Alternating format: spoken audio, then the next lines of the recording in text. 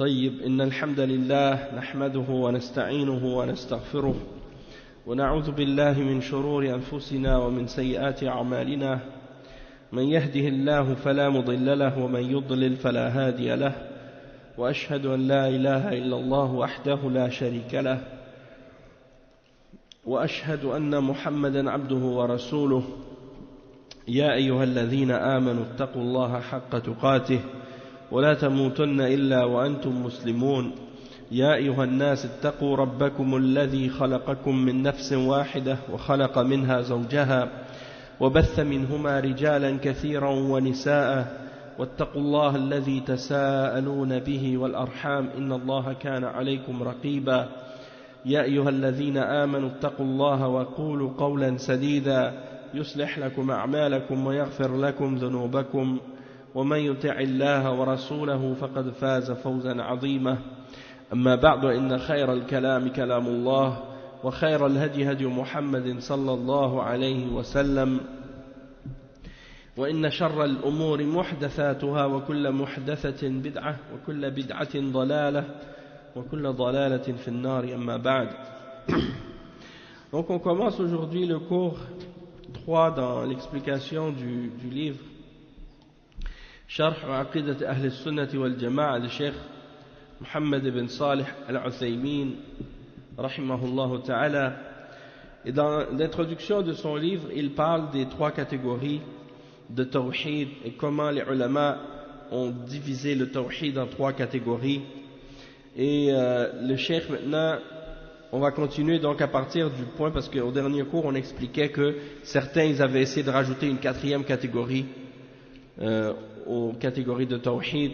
On a donné des exemples de ça, tawhid al-mutaba'a, ou bien certains qui ont rajouté tawhid al-hakimiyya, ou bien d'autres qui ont rajouté yani al-wala wal-bara comme faisant partie des catégories du tawhid.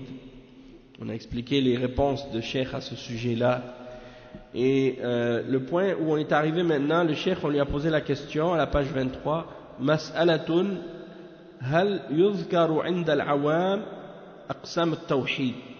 Al-jawab la, 'inda al-'awam la yuqassam هذه الأشياء بل يقال لهم الله رب كل شيء ولا إله إلا هو وما أشبه ذلك من الأشياء المجملة لأنه كما قال عبد الله بن مسعود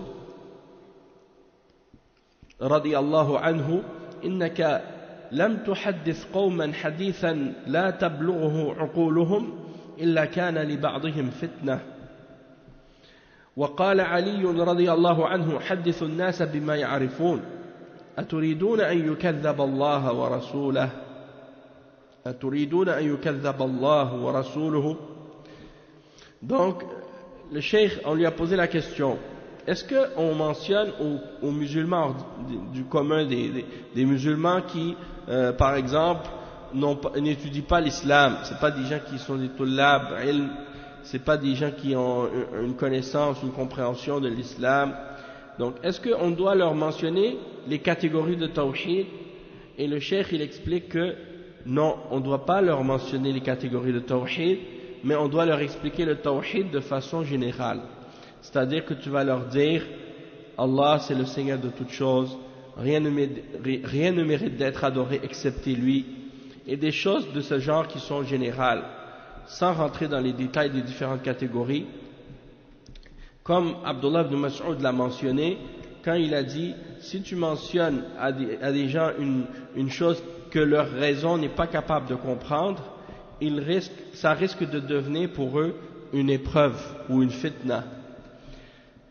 Et dans une autre citation de Ali ibn Abi Talib radiyallahu anhu, il dit, dites aux gens, parlez aux gens des choses qu'ils connaissent. Voulez-vous qu'ils démentent Allah et son messager? Voulez-vous qu'ils traitent Allah et son messager de mensonges en niant des choses qui font partie de la religion et que à cause qu'ils ne les connaissent pas, donc ils vont les nier sans savoir que ça fait partie de l'islam. Donc parlez aux gens des choses qu'ils connaissent. Et ça, cette réponse du cheikh, il faut la comprendre aussi dans un certain contexte. Dans le sens que si par exemple, ce sont des gens qui font partie du commun des musulmans et qui ont déjà une opposition à connaître la aqidah et le tawhid, et que toi tu viens puis que tu leur expliques la division des catégories de tawhid, alors que déjà ils ne sont pas ouverts à essayer de comprendre ces questions-là, et que toi tu leur mentionnes ça pourrait être quelque chose qui les amène à renier ça. Donc, il faut utiliser la sagesse dans ces questions-là. Donc, tu peux leur expliquer le tawhid sans leur mentionner les 3 catégories. C'est-à-dire, tu vas mentionner les catégories, mais sans les diviser de cette façon-là devant eux, en disant, bon, il y a 3 catégories de tawhid, tawhid al-rububiyya, tawhid al-uluhiyya, tawhid al-asma'i wa sifat. Tu vas pas leur citer de cette façon-là, mais tu vas leur expliquer la signification de ces catégories-là avec les preuves, et ça, à la fin, ça revient au même. Mais de cette façon-là, ils vont l'accepter beaucoup plus facilement que si tu leur mentionnais chaque catégorie sans qu'ils soient ouverts à la compréhension de ces choses-là. Parce que des fois, il y a des gens comme ça parmi les awam, ils ne connaissent pas le tawhid, ils ne connaissent pas la aqidah, et tu leur mentionnes ces choses-là et eux ils ne comprennent pas ça, alors ils commencent à le nier. Ils vont commencer à dire, ah mais c'est quoi ça, 3 catégories de tawhid, Allah subhanahu wa ta'ala il est unique, pourquoi il y a 3 catégories? Il y en a des fois ils ne comprennent pas ça. Donc tu leur expliques sans leur diviser de cette façon, mais tu leur expliques le résultat comme pour comprendre. Et aussi des fois, qu'est-ce que ça veut dire des choses comme ça? C'est que si tu sais que tu vas mentionner à des gens des choses qu'ils n'ont jamais apprises et que ça risque d'être quelque chose qu'ils vont commencer à renier ou ils auront du mal à l'accepter, dans ce cas-là, commence toujours par les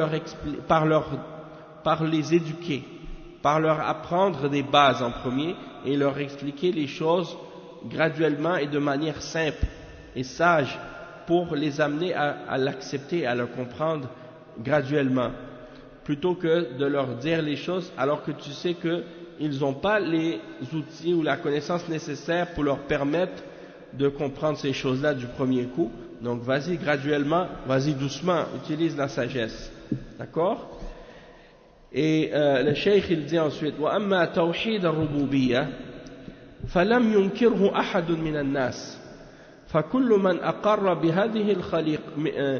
بأن هذه الخليقة لها خالق فإنه لم ينكره إلا مكابرة والمكابرة ليس فيها فائدة. فمثلا فرعون فرعون أنكر أن يكون هناك رب وقال لقومه يا أيها الملأ ما علمت لكم من إله غيري ولكن هذا الإنكار إنكار باللسان فهو جحد مع التيقن في القلب بأن الأمر خلاف ذلك والدليل هذا قول الله تعالى وجحدوا بها واستيقنتها أنفسهم ظلما وعلوا يعني جحدوا بها ظلما وعلوا مع أن أنفسهم مستيقنة بها. Donc le cheikh il dit en ce qui concerne l'unicité d'Allah dans la seigneurie, dans la rububiyya, il n'y a personne parmi les hommes qui a renié ça. Il n'y a personne parmi les hommes qui renie la rububiyya. Toute personne qui affirme que ce monde il est créé et qu'il a un créateur, ils ne peuvent pas renier l'unicité d'Allah dans la rububiyya. La plupart des kuffars, tu leur parles, tu leur dis, il y a un créateur, il y a un maître dans l'univers qui a tout créé, qui est maître de toutes choses. La plupart des gens, ils l'acceptent. Les chrétiens, ils croient en ça, les juifs, ils croient en ça. Quand tu as parlé même à des mushrikines, même à l'époque du prophète Mohammed sallallahu alayhi wa sallam, ils croyaient en ça, puisque Allah subhanahu wa ta'ala il le mentionne dans plusieurs versets. وَيَعْبُدُونَ مِن دُونِ اللَّهِ, le verset c'était وَلَئِنْ سَأَلْتَهُمْ مَنْ خَلَقَ السَّمَاوَاتِ وَالْأَرْضَ لَيَقُولُنَّ اللَّهِ. Si tu leur demandes qui a créé les cieux et la terre, ils diront Allah.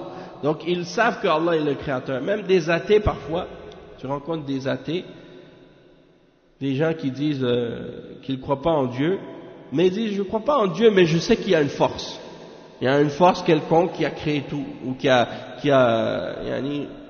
au-dessus de nous. Donc ils reconnaissent qu'il faut qu'il y ait un créateur, il faut qu'il y ait une force toute puissante. Sauf qu'ils refusent de l'admettre, et ceux qui refusent de l'admettre, c'est uniquement par arrogance et par orgueil de leur part. Et en général, lorsque tu parles à quelqu'un qui est arrogant et fier et orgueilleux, c'est presque inutile de lui parler parce qu'il refuse la vérité. Pas parce qu'il ne le sait pas, mais parce qu'il ne veut pas l'accepter par orgueil. L'exemple de ça, c'est Pharaon. Pharaon, dans le Coran, Allah subhanahu wa ta'ala, il nous mentionne son état et le fait qu'il niait l'existence d'un Seigneur et d'un Créateur. Et on voit ça dans le verset 38, dans Surat Al-Qasas, dans lequel Allah subhanahu wa ta'ala, il le cite, le verset 38, dans lequel Allah subhanahu wa ta'ala, il cite justement la parole de Pharaon, lorsqu'il parle et il dit, et Pharaon dit, ô notable, je ne connais pas de divinité pour vous autre que moi. Ça c'est Pharaon qui dit ça à ses notables, à ses ministres, à ses responsables, à ceux qui sont responsables en dessous de lui. Je ne connais pas de divinité pour vous autre que moi. Ça c'est qu'est-ce qu'il leur dit. Mais cette parole qu'il dit, il l'a dit seulement avec sa langue, parce qu'au fond de lui-même, il sait très bien qu'il y a un Seigneur, il y a un Créateur, il y a un Maître qui a tout créé, qui est au-dessus de lui, qui est au-dessus de tout. Mais à cause de son arrogance et de son orgueil, de sa fierté, il refuse de l'admettre. Et il le cite encore une fois dans Surat Al-Naml, le verset 14, dans lequel il cite Pharaon encore une fois, ou bien plutôt il mentionne à propos de Pharaon qu'ils l'ont renié, Pharaon a renié les signes d'Allah, mais il les a reniés par fierté et par injustice, par orgueil et par injustice, alors qu'au fond de lui-même, il est convaincu que ces signes-là viennent d'Allah subhanahu wa ta'ala. C'est le verset 14 dans Surat Al-Naml. وَجَحَدُوا بِهَا وَاسْتَيْقَنَتْهَا أَنفُسُهُمْ ظُلْمًا وَعُلُوًّا. Ils nièrent injustement et orgueilleusement ces signes, tandis qu'en eux-mêmes, ils y croyaient avec certitude. Donc, tous les athées que vous connaissez dans votre entourage, que ce soit à l'école, que ce soit parmi vos professeurs, que ce soit parmi vos collègues, si vous êtes à l'école, ou au travail, ou ailleurs, des gens que vous côtoyez ou des gens que vous connaissez, et qui disent, non, moi je ne crois pas en Dieu, je ne crois pas en l'existence d'un créateur, je refuse de croire en ça. En réalité, il y croit au fond de lui-même. Parce que ça, la foi en Dieu, c'est quelque chose qui fait partie de la fitra. C'est quelque chose qui fait partie de la nature profonde de l'homme, que Allah subhanahu wa ta'ala a inscrit dans l'âme de chaque être humain. C'est-à-dire qu'il est impossible pour quelqu'un de nier son créateur et de nier son maître, le maître de l'univers. C'est pas possible. C'est impossible. Donc, si tu vois quelqu'un qui dit non, j'y crois pas, au fond de lui, il y croit, mais il refuse de l'admettre par orgueil et par fierté, par arrogance. Et même s'il le reconnaît, il va dire oui, je crois qu'il y a un Dieu. Mais tu lui dis, ton créateur, il t'ordonne de prier 5 fois par jour, de te prosterner devant lui, d'obéir à ses messagers.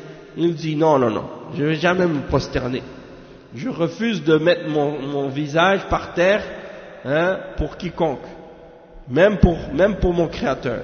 Il est orgueilleux, il est fier, il ne veut pas se soumettre, il est arrogant et fier, il ne veut pas se rabaisser devant son maître et son Créateur, Allah subhanahu wa ta'ala. Donc c'est pas une question de foi ou dans le sens qu'on dit la foi ici, c'est-à-dire c'est pas une question de connaissance plutôt que de savoir qu'il y a un créateur et un maître, mais il refuse d'y croire dans le sens qu'il refuse la foi en Allah subhanahu wa ta'ala, c'est-à-dire d'accepter de se soumettre à ce créateur et de lui obéir à ce créateur et de l'adorer et de croire en ce que la foi implique et de le mettre en application.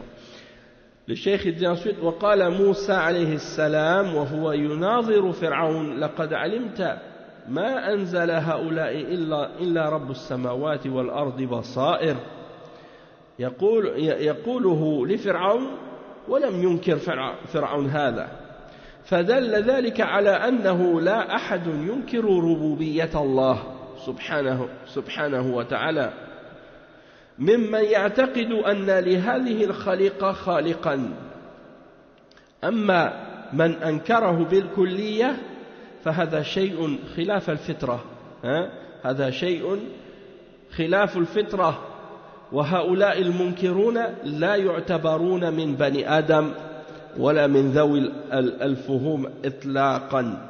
Donc le cheikh il explique que un autre exemple de ça c'est dans Surat Al-Isra, lorsque Allah subhanahu wa ta'ala s'adresse, ou bien lorsque Moussa alayhi salam, il s'adresse à Pharaon, dans le verset 102, dans Surat Al-Isra, Pharaon, il est orgueilleux et fier, il refuse d'admettre la vérité. Et Moussa alayhi salam, il lui parle, il lui dit, tu sais fort bien que ces miracles, c'est seulement Allah, le Seigneur des cieux et de la terre, qui les a fait descendre, comme autant de preuves illuminantes. Et certes, ô Pharaon, je te crois perdu. Est-ce que Pharaon il a renié ça? Est-ce que Pharaon il a dit non, je ne le reconnais pas? Il n'a pas renié, parce qu'il sait que c'est Allah qui a descendu les miracles et les épreuves et les plaies, les plaies qui sont tombées sur l'Égypte à son époque, c'est d'Allah que ça vient. Même qu'il a demandé à Pharaon d'invoquer son Seigneur pour qu'il les libère de ces signes-là et de ces punitions qui sont tombées sur eux. Et lorsqu'ils ont été libérés, ils sont retournés à la négation et au rejet. Donc le cheikh dit que ça c'est la preuve que personne ne renie la rububiyya d'Allah et la seigneurie d'Allah, le fait qu'il est le créateur, le seul maître, le seul créateur, le seul pourvoyeur, le seul qui fait vivre et qui fait mourir et qui contrôle tout dans l'univers. Il n'y a personne qui renie ça, excepté que c'est par orgueil. Parce que la foi en le fait de reconnaître l'existence du créateur et de connaître son existence et de croire qu'il existe, il n'y a personne qui le renie entièrement, parce que c'est contraire à la fitra, c'est contraire à la nature de l'homme, c'est contraire à ce que Allah subhanahu wa ta'ala a créé en l'homme. Mais ces gens-là, ils le renient, et ceux qui le renient, ils ne font pas partie des fils d'Adam, ils ne font pas partie de ceux qui ont une compréhension et une intelligence.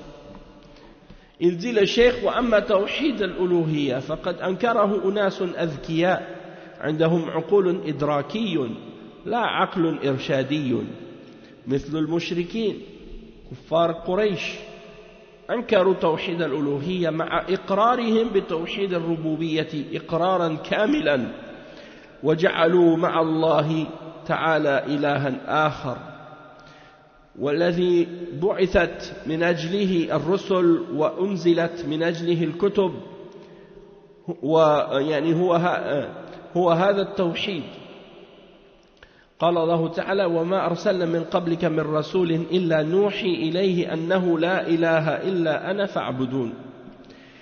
En ce qui concerne l'unicité d'Allah dans l'adoration, il y a des hommes qui possèdent une certaine intelligence qui ont refusé de l'accepter. On voit l'exemple des kuffars de Quraysh qui ont renié l'unicité d'Allah dans l'adoration. Malgré qu'ils acceptent et qu'ils reconnaissent le tawhid de la seigneurie, c'est-à-dire qu'ils acceptent que Allah c'est le seul maître et le seul créateur, et malgré ça ils ont donné à Allah des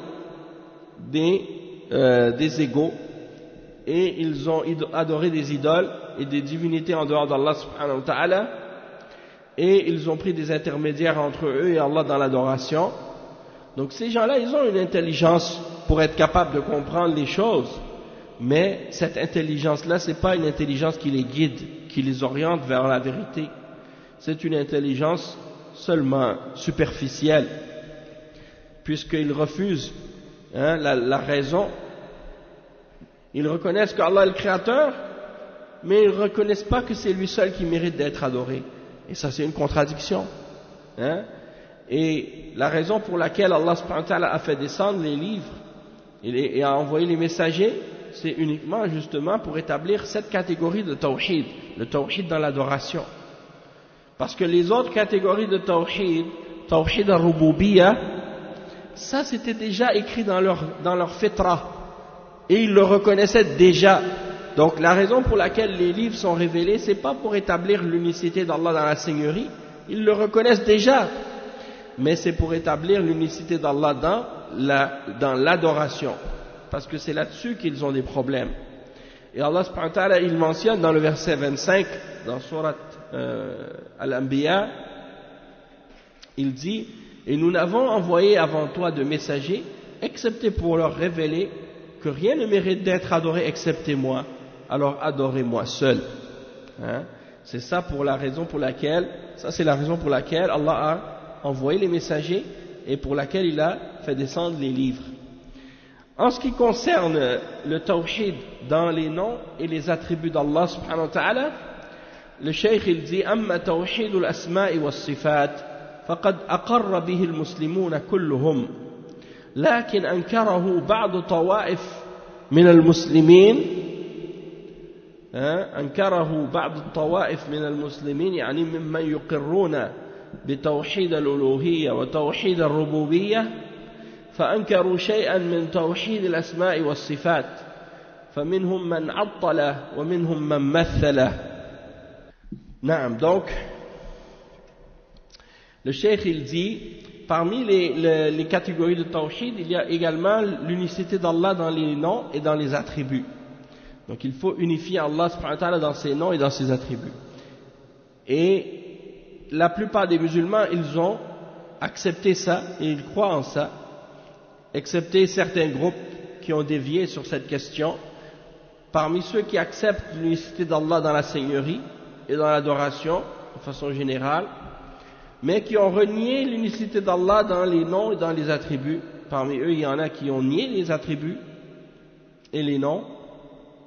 Et parmi eux, il y en a qui ont fait des ressemblances et des comparaisons entre le créateur et la créature. Donc ça, c'est des choses qui viennent en contradiction avec l'unicité d'Allah et le tawhid. Il dit: وَلِهَذَا انقسم الناس في باب الأسماء والصفات إلى 3 أقسام. الأول ممثلة، والثاني معطلة، والثالث أهل حديث وسنة مثبتون على وجه لائق بالله. Donc il dit que à cause de ça les gens se sont divisés en 3 groupes en ce qui concerne les noms et les attributs d'Allah. Le premier groupe, ce qu'on appelle al-mumathila, c'est-à-dire eux ils ont fait ressembler Allah à sa créature et ils ont comparé Allah aux créatures, et ça c'est du shirk. La deuxième catégorie, c'est les mu'attila, c'est ceux qui ont renié les noms et les attributs d'Allah, ils ont refusé de les affirmer. ou bien ils ont déformé le sens de ces attributs-là pour les nier indirectement. Donc il y en a qui ont nié les noms et les attributs d'Allah directement, d'autres qui les ont niés indirectement, en déformant leur sens. Et troisième groupe, c'est les gens de Ahl Sunnah, les gens du Hadith.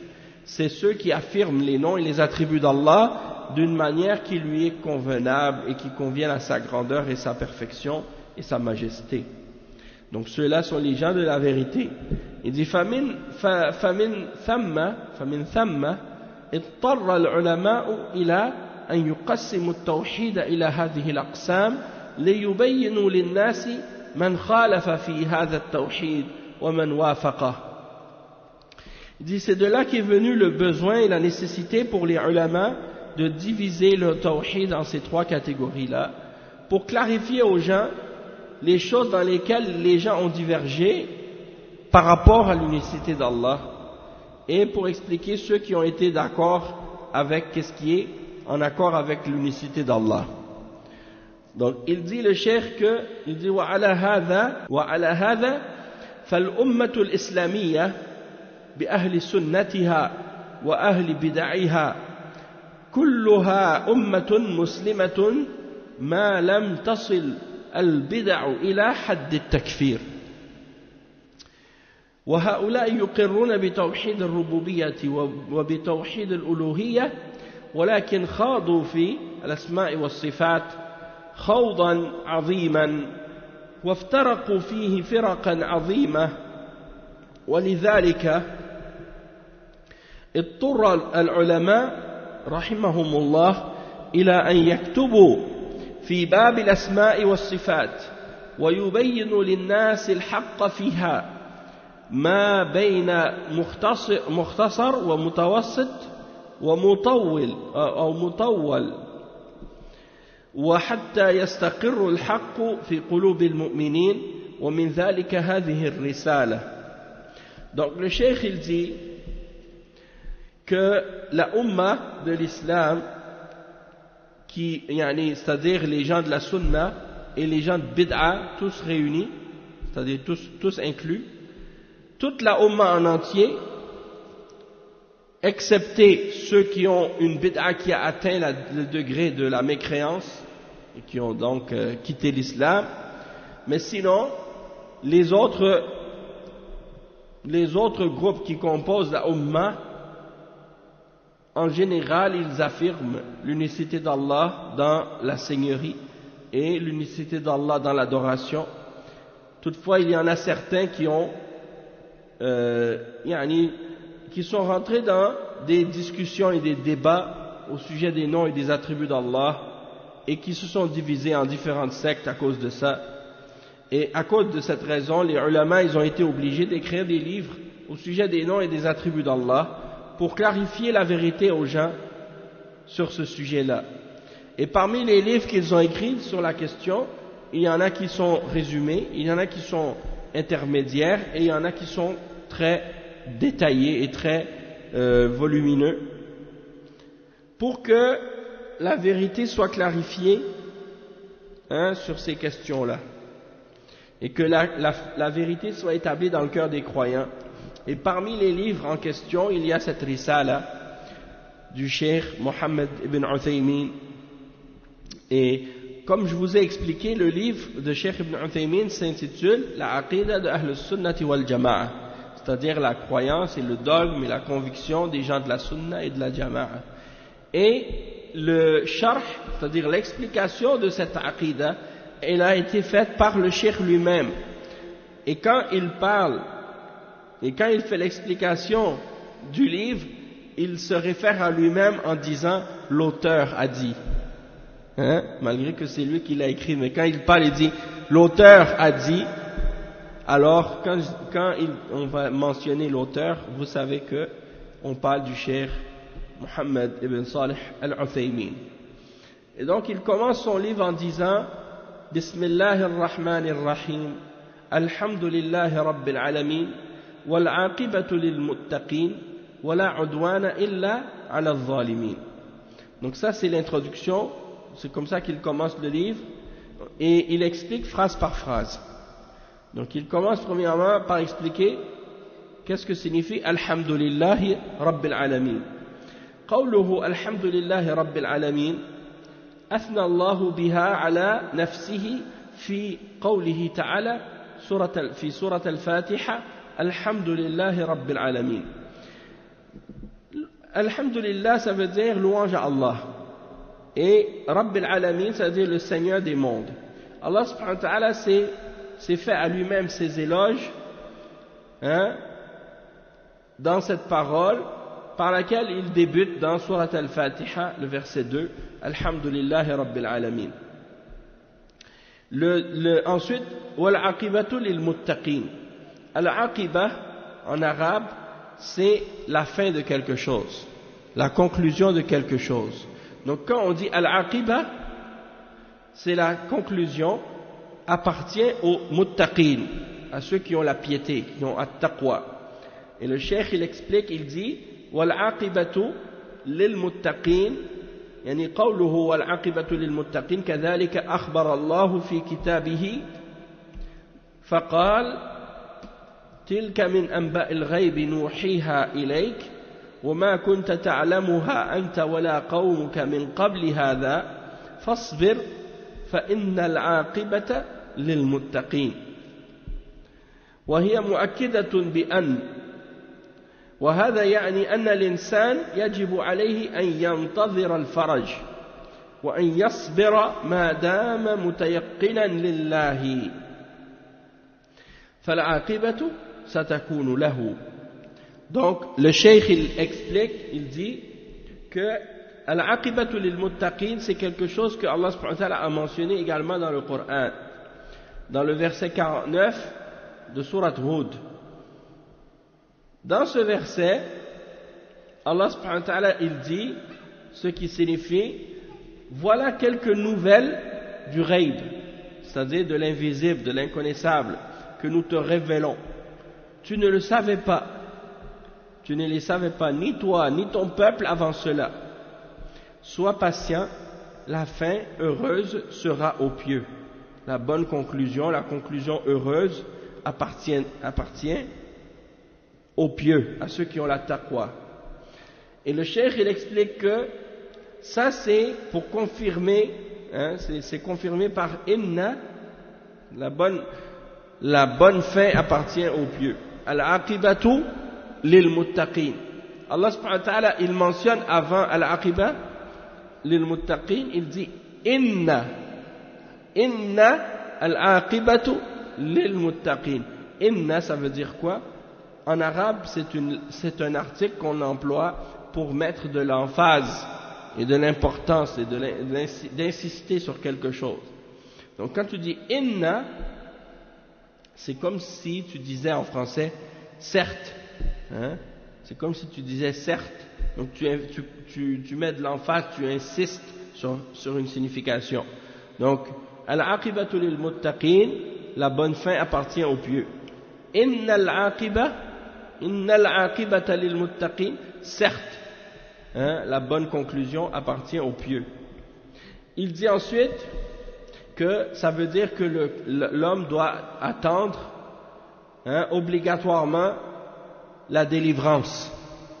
Et il doit donc faire preuve de patience et d'endurance avec la certitude en Allah subhanahu wa ta'ala qu'il aura la bonne conclusion et la bonne fin. Donc peu importe la difficulté dans laquelle tu te trouves et la dureté de la situation dans laquelle tu es, lorsque tu adores Allah subhanahu wa ta'ala, tu dois avoir la conviction et la certitude que la bonne fin et la bonne conclusion, elle va être pour toi. Le cheikh il dit وإذا قلنا ستكون العاقبة له فليس المعنى أنه يجب أن يدرك هذه العاقبة في حياته ليس هذا شرطا أبدا ولكن تكون العاقبة له فيما يدعو إليه من الحق ولو بعد مماته ولهذا نجد بعض الدعاة مات بالتعذيب ولم يذق حلاوة العاقبة التي أخبر الله بها ولكن كان قوله من بعده موروثا عنه فيكون قد ذاق طعم العاقبة التي للمتقين.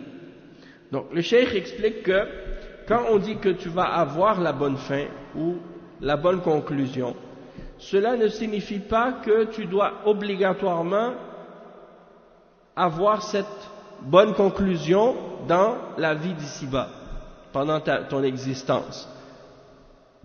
Ce n'est pas du tout une condition. Donc, c'est possible que la bonne fin se produise par exemple que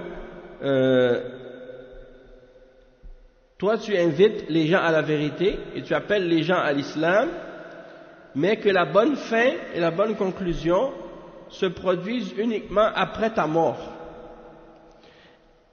Donc, on voit que parfois des gens ont appelé à la vérité et ils ont été tués ou torturés. Ils n'ont jamais goûté à la douceur de la bonne conclusion et de la bonne fin, comme Allah subhanahu wa ta'ala l'a mentionné. Mais la parole qu'il a enseignée et qu'il a appelé les gens, à laquelle il a appelé les gens, cette parole-là est restée comme un héritage après lui, et c'est ceux qui ont été pieux et ceux qui ont été pieux après lui, qui ont hérité de cette parole et de cet appel, qui ont goûté et qui ont connu la bonne fin grâce à la da'wa qu'il a faite. Et également, il aura la bonne fin de toute façon dans l'au-delà, puisque il va terminer au paradis, Inch'Allah. Donc ça, c'est pour dire que il aura quand même une bonne fin, même s'il ne l'a pas eu dans cette vie d'ici-bas. Il dit wa qawluhu wa la udwana illa ala adh-dhalimin, c'est-à-dire, si on traduit ça littéralement, ça veut dire quoi? Ça veut dire il n'y a pas de transgression excepté contre les injustes. Il dit le cheikh wa qawluhu wa la udwana illa ala adh-dhalimin, al-udwan huna udwan mukafa'ah wa laysa ibtida', لأن العدوان الابتدائي ظلم والظلم لا يفلح، لكن العدوان الذي هو ردع للظلم يكون على الظالمين، كما قال الله تعالى فلا عدوان إلا على الظالمين. فكل ظالم نعتدي عليه بمثل ظلمه، واعتداؤنا عليه ليس من باب الظلم بل هو من باب إزالة الظلم، فإننا إذا أدبنا الظالم وعزرنا الظالم فإننا لم نعتدي عليه بل نحن قومناه وأحسنا إليه، لقول النبي صلى الله عليه وسلم انصر أخاك ظالما أو مظلوما. قالوا يا رسول الله وكيف ننصره وهو ظالم؟ قال تمنعه من الظلم فذلك نصره. Donc le cheikh il explique que il n'y a pas de transgression excepté contre les injustes. Ça veut dire quoi? On ne parle pas de transgression ici en réalité, mais de comment on pourrait dire, on parle plutôt de rétribution pour une injustice quelconque que quelqu'un nous aurait fait. Donc, on ne parle pas de faire l'injustice, d'agir avec injustice de manière, comme si on agit envers une personne avec injustice, c'est-à-dire qu'on commet l'injustice au début. On débute l'injustice. On est comme on dit, ceux qui ont perpétré l'injustice au début, qui ont commencé l'injustice. Plutôt, celui qui fait de l'injustice en premier à quelqu'un d'autre, il n'aura pas de succès. Mais on parle ici de la personne qui a commis l'injustice, donc qui fait partie des injustes, et que toi tu transgresses contre lui dans le sens que tu agis pour lui donner le traitement qu'il mérite pour l'arrêter de faire de l'injustice. Comme Allah subhanahu wa ta'ala le mentionne dans le verset 193 dans Surat Al-Baqarah, il n'y a pas de transgression sauf contre l'injuste. Et on va voir comment cette parole elle a été traduite dans Surat Al-Baqarah, verset 93. Donc plus d'hostilité sauf contre les injustes. Ils l'ont traduit al-udwan par l'hostilité. Ok? Ils l'ont traduit l'udwan qui est la transgression, ils l'ont traduit par l'hostilité. Donc il n'y a pas d'hostilité excepté contre les injustes.